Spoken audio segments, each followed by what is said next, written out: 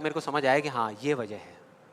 ये कहानी है दो बच्चों की जो एक गांव में रहते थे। उनमें से एक 6 साल का था और एक 10 साल का। दोनों बहुत अच्छे दोस्त थे, बिल्कुल शोले के जय और वीरू जैसे। दोनों हमेशा साथ साथ रहते, साथ साथ खेलते, साथ साथ खाते पीते, साथ साथ नहाते धोते। नहीं धोते नहीं, ये थोड़ा ज्यादा हो गया। तो एक दिन वो दोनों गांव से थोड़ा दूर निकल गए और खेलते खेलते उनमें से जो बड़ा बच्चा था 10 साल वाला, वो एक कुएं में गिर गया और जोर जोर से चीखने चिल्लाने लग गया क्योंकि उसको तैरना नहीं आता था। अब जो दूसरा बच्चा था छोटा सा 6 साल का, उसने अपने आसपास में देखा और उसको कोई नजर नहीं आया, उसको कोई नहीं दिखा जिसको कि वो बुला सके हेल्प के लिए। और फिर उसकी नजर पड़ी एक बाल्टी पे जिस पे एक रस्सी बंधी हुई थी। उसने एक सेकंड भी वेस्ट नहीं किया, उस बाल्टी को उठा करके कुएं में फेंक दिया और अपने दोस्त को बोला कि पकड़ ले इसको। उसके दोस्त ने पकड़ा और वो अपनी पूरी ताकत लगा करके पागलों की तरह उसको खींचने लगा। खींचता रहा, अपनी पूरी जान लगा दी उसने। छोटे से बच्चे ने, 6 साल के और 10 साल के बच्चे ने उस बाल्टी को पकड़ा हुआ था। खींचता रहा और तब तक नहीं रुका जब तक उसने अपने दोस्त को बचा नहीं लिया, जब तक वो बाहर नहीं आ गया। अब यहां तक तो ठीक था, यहां तक तो ये कहानी समझ आती है। लेकिन हुआ क्या कि जैसे ही ये दो बच्चे जब दोनों एक हो गए, जब बाहर आए और आकर के गले मिल रहे, रो रहे और खुश हो रहे, एक तरफ से उनको डर भी लग रहा था। डर था कि अब गांव जाएंगे तो बहुत पिटाई होगी जब उनको बताएंगे कि ऐसे हम कुएं में गिर गए और ये सब चीजें हुई। लेकिन मजे की बात, ऐसा कुछ भी नहीं हुआ। वो जब गांव गए और जा करके उन्होंने अपने घर वालों को बताया, बाकी गांव वालों को बताया, तो किसी ने विश्वास नहीं किया, पूरे गांव वालों ने। और वो अपनी जगह बिल्कुल ठीक थे क्योंकि उस बच्चे में इतनी ताकत भी नहीं थी कि वो एक बाल्टी पानी से भरी हुई वो उठा सके। तो इतने बड़े बच्चे को इतनी ऊपर खींचना तो बहुत दूर की बात है।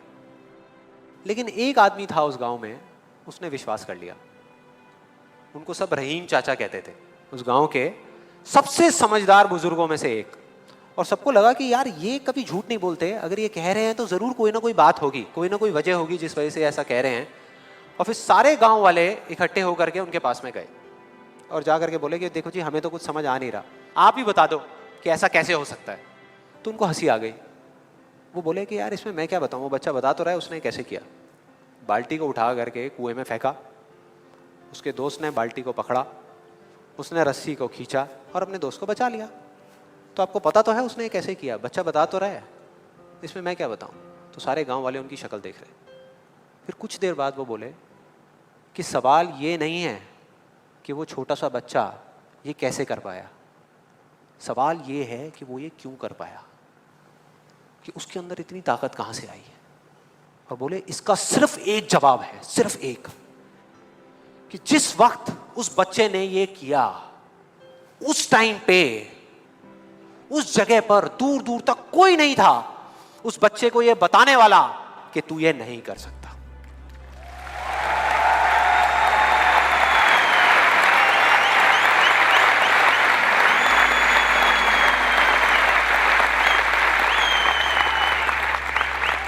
बोले कोई नहीं था, कोई नहीं, यहां तक कि वो खुद भी नहीं, वो खुद भी नहीं।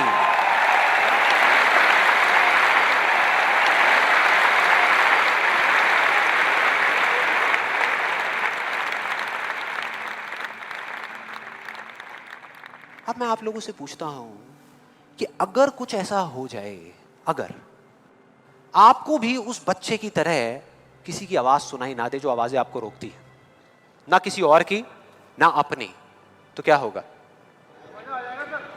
मजा आ जाएगा, राइट। उस बच्चे की तरह आपको भी कोई नहीं रोक पाएगा। You will be unstoppable, right? Yes और नो? यस और नो? यस और नो? यस और नो? थियोरेटिकली तो ये बात बहुत अच्छी लग रही है सुनने में, लेकिन अगर हम प्रैक्टिकली देखें तो सिर्फ यस बोलने से काम नहीं चलने वाला। ये आप सबको भी पता है और मुझे भी पता है। ये जो अनस्टॉपेबल बनने वाला काम है, उसके लिए क्या करना पड़ेगा? 2 दीवारें तोड़नी पड़ेगी। 2 दीवारें, पहली बनी है दूसरों की आवाज की, कि आपके ऊपर दूसरों की आवाजों का असर होना बंद हो जाए, और दूसरी आपकी खुद की आवाज। ये ज्यादा बड़ी दीवार है। तो अब देखते हैं कि इस पहली दीवार को कैसे तोड़ना है। उस कहानी में उस बच्चे के आसपास में कोई नहीं था उसको रोकने वाला, लेकिन क्या रियल लाइफ में ऐसा होता है? यस और नो? नो। क्या होता है कि हम एक काम करने की सोचते हैं, करना शुरू भी नहीं करते, सिर्फ सोचते हैं कि हमको ये काम करना है, और सामने से 4 लोग आ जाते हैं रोकने के लिए। 4 लोग आ जाते हैं तरह तरह की बातें करने के लिए कि ये नहीं हो सकता। अरे बड़ा इम्प्रैक्टिकल सा आइडिया है। जब कोई नहीं कर पाया तो तू क्या करेगा? होता है ऐसा? कितने लोगों के साथ ऐसा हुआ है? सबके साथ हुआ है और होता रहता है। और मेरे साथ तो पता नहीं कितनी बार हुआ है। किसी के साथ कुछ ज्यादा ही हुआ है लगता है। लगता है उनको राह चलते भी, मेट्रो में भी कोई मिलता है, अबे तू नहीं कर पाएगा चल।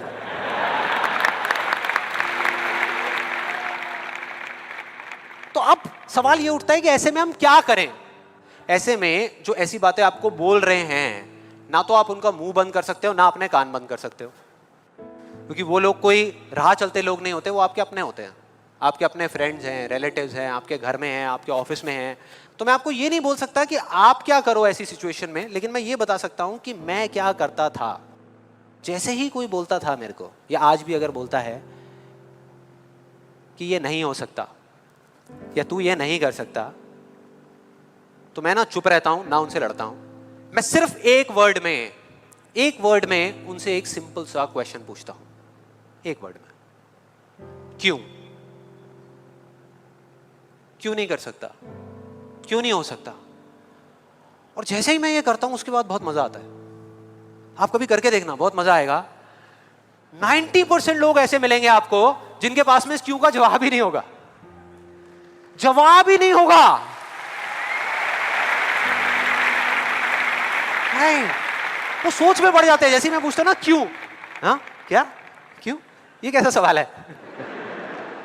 तो ये है वो 90% लोग जिनके पास में कोई जवाब ही नहीं होता, या होता भी है तो वो इतना फनी होता है कि आप चाह करके भी अपने आप को हंसने से नहीं रोक पाओगे। जैसे एक बार मेरे साथ हुआ था, जब मैं करीबन आई थिंक 18 साल का था और मैंने नया नया फोटोग्राफी का कोर्स किया था। तो हमारे घर में एक छोटा सा फंक्शन चल रहा था और वहाँ पर मैं अपनी मदर के साथ और फादर के साथ में खड़ा हुआ कुछ बातें कर रहा था। इतनी देर में एक सामने से आंटी आई और आकर के बोली, संदीप। हाँ जी आंटी। बेटे क्या नया चक्कर चल रहा है तेरा आजकल? मैं डर गया। मैं मन ही मन सोच रहा, मैंने कहा इनको कैसे पता लगा मेरे नए अफेयर के बारे में? कहीं और ही चला गया। फिर मैंने उनको देखा और डरते डरते उनसे मैंने कहा कि भाई आंटी जी क्या मतलब, मैं कुछ समझा नहीं, कौन सा चक्कर, क्या क्या कौन सा? तो आंटी ने बोला, कहते क्यों तू ये फोटोग्राफी नहीं कर रहा आजकल? ये फोटोग्राफी का कोर्स नहीं किया तूने? तो उन्होंने बोला मेरी थोड़ी सी जान में जान आई। मैंने कहा अच्छा, फोटोग्राफी की बात हो रही थी। फिर उन्होंने बोला, बेटा अगर तू बुरा ना माने तो एक बात कहूँ। मैंने कहा नहीं नहीं आंटी बोलिए ना। बेटे मेरी अगर तू माने ना, तो ये जो तू फोटोग्राफी के चक्करों में पड़ा है ना, ये सब बेकार की चीज़ें हैं। इससे अच्छा ये है कि तू कोई और ढंग का काम कर ले या अपनी पढ़ाई लिखाई में ध्यान दे। मैंने वही किया जो मैं हमेशा करता था। मैंने कहा क्यों आंटी जी, आपको ऐसा क्यों लगता है कि मेरा फोटोग्राफी में कुछ नहीं हो सकता, ये फोटोग्राफी बेकार की चीज़ क्यों है? तो उन्होंने जवाब दिया कि मेरी बहन का बेटा भी गया था बॉम्बे यही सब करने के लिए जो तू कर रहा है, और उसको 4 साल हो गए धक्के खा रहा है, उसका कुछ नहीं हुआ अभी तक। मैंने फिर सुना, फिर मैंने दोबारा से वही क्यों को ले आकर के चिपका दिया। मैंने उनसे पूछा लेकिन आंटी मेरे को कुछ समझ नहीं आया कि अगर वो कुछ नहीं कर पाया तो मैं कुछ क्यों नहीं कर पाऊंगा? सीधा सा क्वेश्चन है यार।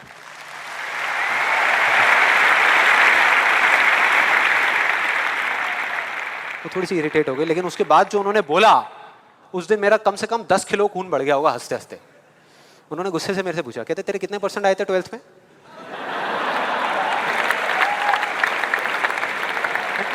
मतलब फोटोग्राफी से इसका कोई कनेक्शन नहीं है दूर दूर तक, लेकिन उनका ये सवाल था कितने % आए थे तेरे 12th में? मैंने कहा जी 85% आए थे आंटी। फिर उन्होंने एक अजीब सा एक्सप्रेशन दिया, मेरे को ऐसे देखा जैसे कि मेरे से बड़ा बेवकूफ़ इस पूरी दुनिया में कोई नहीं है, और बोली उसके 92% आए थे।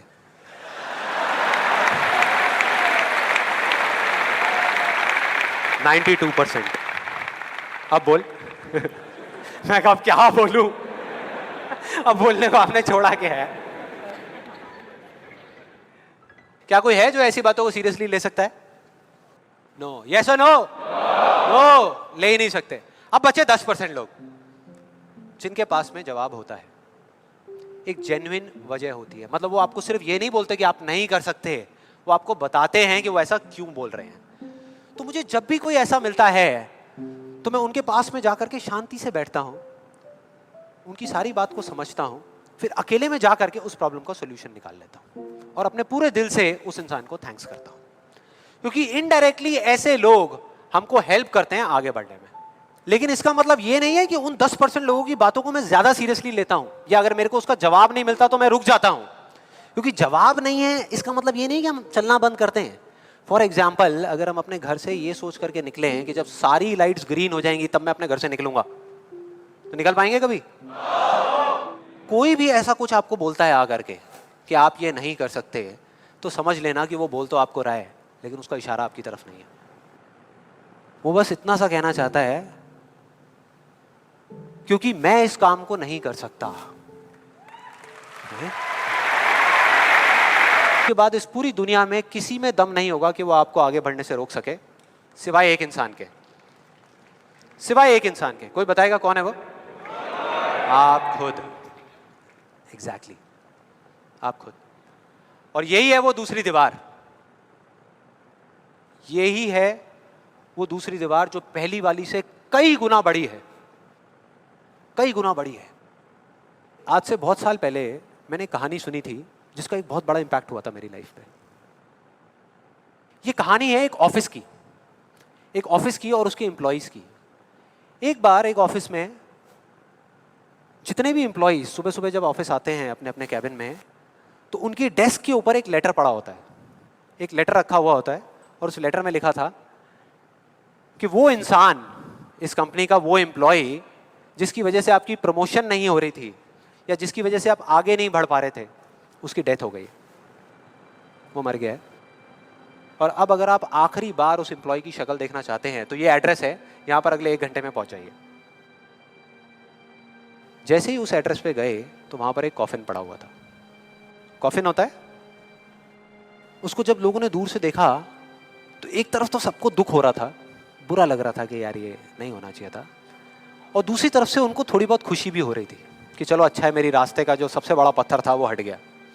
लेकिन फिर एक एक करके जैसे ही वो लोग उस कॉफिन के पास गए और जा करके उन्होंने उस एम्प्लॉय की शक्ल देखी उस कॉफिन के अंदर, तो उन्हें खुद पे शर्म आने लगी। क्योंकि उस कॉफिन में कोई नहीं था, सिर्फ एक शीशा था, एक मिरर था जिसमें उनकी खुद की शक्ल दिख रही थी।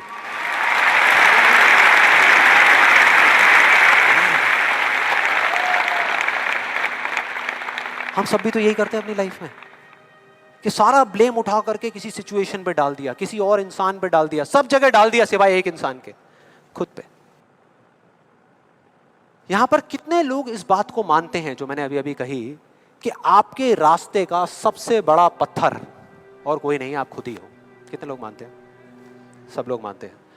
लेकिन एक चीज और है यहां पर बहुत मजेदार, कि कोई भी इंसान, कोई भी, चाहे वो आप हो, चाहे मैं हूं, चाहे कोई भी है, वो जान करके अपने रास्ते का पत्थर क्यों बनेगा? अपना ही नुकसान क्यों करेगा? अपना ही दुश्मन क्यों बनेगा? फॉर एग्जाम्पल, अगर अभी मैं यहाँ पर थोड़ी सी लकड़ियाँ इकट्ठी करके आग लगा दूँ और आप लोगों से रिक्वेस्ट करूँ कि यार प्लीज़ मेरी खातिर 5 मिनट के लिए आ करके इस आग में जल जाओ, 5 मिनट के लिए, कुछ नहीं होगा, मैं गारंटी दे रहा हूँ, आपको बिल्कुल भी दर्द नहीं होगा, बहुत मज़ा आएगा। कितने लोग तैयार हैं यहाँ पर आने के लिए? कितने लोग तैयार हैं? हाँ, जो 1-2 लोग हाथ ऊपर उठा रहे हैं ना, उनको लग रहा है कि मैं भुट्टा सेकने की बात कर रहा हूँ। भाई साहब, आपको सेकने की बात हो रही है उस आग में। कोई नहीं आएगा, कोई नहीं आएगा। क्यों? क्योंकि कोई भी इंसान हो वो जानबूझ करके अपना नुकसान कभी नहीं करेगा, कभी भी नहीं करेगा। तो ये सवाल मेरे को पिछले कई महीनों से तंग कर रहा था, अंदर ही अंदर खा रहा था कि क्या फर्क होता है उन लोगों में जो जाने अनजाने अपने खुद के सबसे अच्छे दोस्त होते हैं और उनमें जो जाने अनजाने खुद के ही सबसे बड़े दुश्मन होते हैं। और फाइनली पिछले महीने मेरे को जवाब मिल गया, सब कुछ समझ आ गया कि क्या फर्क है। मैं रोज की तरह अपने घर के पास वाले एक पार्क में वॉक कर रहा था और एकदम से ही बहुत तेज बारिश शुरू हो गई। मुझे सब कुछ समझ आ गया कि क्या वो वजह है, क्या फर्क होता है उन लोगों में जो खुद के सबसे अच्छे दोस्त होते हैं और खुद के सबसे अच्छे दुश्मन होते हैं? क्या फर्क है उन दोनों लोगों में? देखो बहुत सिंपल है। जब बारिश होती है आसमान से, हम सबके ऊपर होती है, क्या एक जैसे होती है या अलग अलग तरीके से होती है? एक जैसे होती है, कोई पार्शियलिटी नहीं करती। आप अमीर हो, गरीब हो, काले हो, गोरे हो, बच्चे हो, बड़े हो, कोई फर्क करती है क्या बारिश? नहीं करती, सब पे एक जैसी होती है। बिल्कुल उसी तरह से वो शक्ति, वो एनर्जी जिससे पूरी दुनिया चल रही है, जिससे अभी अगर आप अभी फील करने की कोशिश करो, आपकी सांसें चल रही है, मेरी सांसें चल रही है। जिस शक्ति में इतनी ताकत है कि अगर वो चाहे तो एक सेकंड भी नहीं लगेगा, इस पूरी दुनिया को खत्म कर सकती है, और एक सेकंड के 1 करोड़वें हिस्से में इस दुनिया को दोबारा से बना भी सकती है। उसको आप साइंटिफिकली चाहे एनर्जी का नाम दे दो, चाहे स्पिरिचुअली भगवान कहो, आत्मा कहो, परमात्मा कहो, कुछ भी कहते रहो, उससे कोई फर्क नहीं पड़ता। और बिल्कुल उस बारिश की तरह उस शक्ति की भी बारिश हम सब पर होती रहती है, उस एनर्जी की भी बारिश होती रहती है, और सब पर एक जैसे होती है। फिर चाहे आप अमिताभ बच्चन हो, बिल गेट्स हो, कोई भी हो, कोई फर्क नहीं पड़ता। आप इस स्टेज पे खड़े हो या वहां बैठे हो, कोई फर्क नहीं पड़ता। तो फर्क क्या है? देखो बहुत सिंपल है, वही फर्क जो उस बारिश में था, जो मैंने नोट किया उस बच्ची के बीच में और औरों के बीच में। कुछ लोगों का हाथ ऐसे होता है और कुछ का ऐसे होता है, यही फर्क।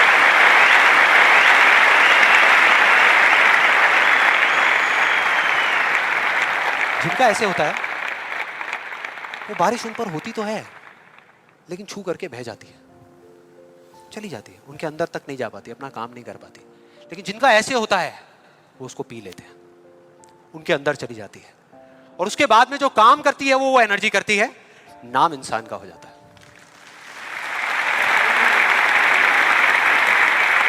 नाम हो जाता है कि वो कर रहा है, वो कर रहा है, वो कर रहा है। अरे कौन कर रहा है? वही एनर्जी पीछे से काम कर रही है। हम क्या कर सकते हैं? अगर मैं आपको कहूं कि हमारी बॉडी के जितने भी फंक्शंस हैं उसमें से 99% फंक्शन से ज्यादा ऐसे हैं, डाइजेशन से लेकर के, ब्रीदिंग से लेकर के, ये सारी चीजें जो हम कंट्रोल नहीं करते, जो हमारे कंट्रोल में है ही नहीं। 1% चीजें हम कंट्रोल करते हैं और 100% क्रेडिट ले जाते हैं।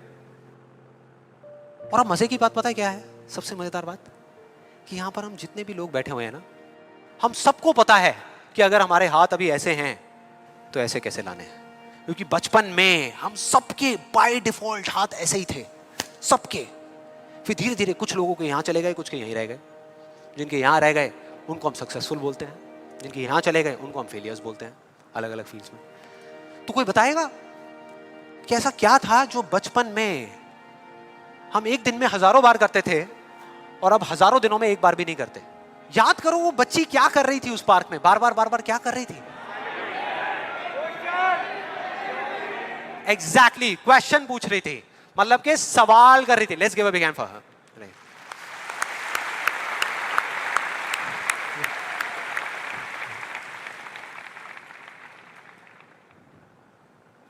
सवाल। ऐसा क्यों होता है? हम ऐसा क्यों करते हैं? बताओ ना पापा, हम ऐसा क्यों करते हैं? कोई जवाब नहीं मिला, हमने सवाल पूछने ही बंद कर दिया। आज हमारे पास में टाइम ही नहीं है कि एक दिन में कुछ सेकंड्स के लिए रुक करके हम अपने आप से पूछें कि भाई जो मैं कर रहा हूं वो कर क्यों रहा हूं?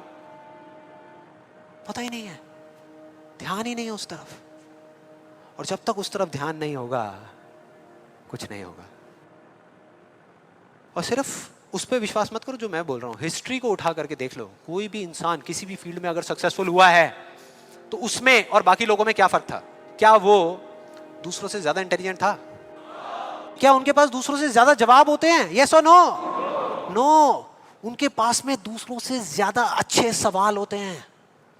हर चीज में एक ही सवाल कि अगर ये दुनिया ऐसी है तो ऐसी क्यों है, और क्यों मैं इस दुनिया को बदल नहीं सकता? अगर पूरी दुनिया मुझे ये कहती है, मेरे घर वाले मुझे कहते हैं कि मेरी तो किस्मत ही खराब है, मेरी हाथ की लकीरों में ही कमी है, तो क्यों मैं अपनी हाथ की लकीरों को नहीं बदल सकता? हर चीज में एक ही सवाल। और दूसरी तरफ किसी फेलियर के पास चले जाओ, उनके पास आपको सिर्फ जवाब मिलेंगे, सवाल एक भी नहीं। सिर्फ एक्सक्यूजेस मिलेंगे, सिर्फ बहाने मिलेंगे, बस। सवाल पूछ ही नहीं रहे तो जवाब मिलेगा कहां से? कहां से मिलेगा? मिल ही नहीं सकता। तो मैं क्या कह रहा हूं कि लाइफ में आप जो कुछ भी कर रहे हो, जो भी, उससे कोई फर्क नहीं पड़ता, लेकिन अगर आपके पास में इस क्यों का बिल्कुल क्लियर जवाब है तो उस काम को आप पूरे विश्वास के साथ कर रहे हो। और अगर इस क्यों का जवाब ही नहीं है तो आप सिर्फ उस काम को अंधविश्वास पे कर रहे हो, जो आज नहीं तो कल टूटेगा ही टूटेगा। फॉर एग्जाम्पल, मैं आपको एक रियल लाइफ एग्जाम्पल से बताता हूं। क्या कभी आप लोगों के साथ ऐसा कुछ हुआ है कि घर में कोई बड़ा सा फंक्शन चल रहा हो, जैसे किसी की शादी हो रही हो और वहां पे कोई रिलेटिव बीमार हो गया? हुआ है? कितने लोगों के साथ हुआ है ऐसा? हुआ है। तो ऐसे में क्या होता है? क्या होता है? जैसे ही एक किसी की तबीयत खराब होती है तो बाकी लोग क्या करते हैं? डॉक्टर बन जाते हैं, अपनी अपनी राय देते हैं आकर के। मेरी फैमिली में भी एग्जैक्टली बिल्कुल ऐसा ही हुआ था। मेरी एक कज़न सिस्टर की शादी थी और मेरे एक अंकल आए हुए थे अब्रॉड से। उनकी तबीयत खराब हो गई, उनको बुखार हो गया, और जैसे ही एक एक करके सब लोगों को पता लगा तो सब लोग आए और आ करके अपने अपने आइडियाज़ देने लगे। एक आंटी जी आई, काढ़ा बना करके, अपना अदरक का, तुलसी का, शहद का वो काढ़ा बना करके, बेटा ये पी लो, 2 घंटे में ठीक हो जाओगे, बुखार अभी उतर जाएगा, बहुत पुराना नुस्खा है।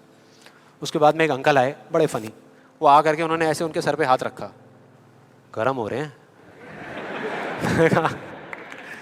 फिर उन्होंने कहा कुछ नहीं है, इनको ठंडी बर्फ़ की पट्टियाँ कर दो, अभी सारा बुखार उतर जाएगा। ऐसे सब तरह तरह के लोग आ रहे थे, तरह तरह के, और अपने अपने आइडियाज़ दे रहे थे। सबको पूरा विश्वास था कि ये करने से वो ठीक हो जाएंगे, उनका बुखार उतर जाएगा। लेकिन इसका बिल्कुल उल्टा हुआ। अगले दिन सुबह उनका बुखार कम होने की बजाय और बढ़ गया, तेज हो गया। और अब ऐसे में बड़ा मजा आता है कि जो लोग जितना ज्यादा कॉन्फिडेंट थे ना अपने नुस्खे को लेकर के, वो उतना ही पीछे हट गए। उनका जवाब था कि भाई मैं तो कल ही कह रही थी कि डॉक्टर को बुला लो, किसी ने मेरी सुनी नहीं।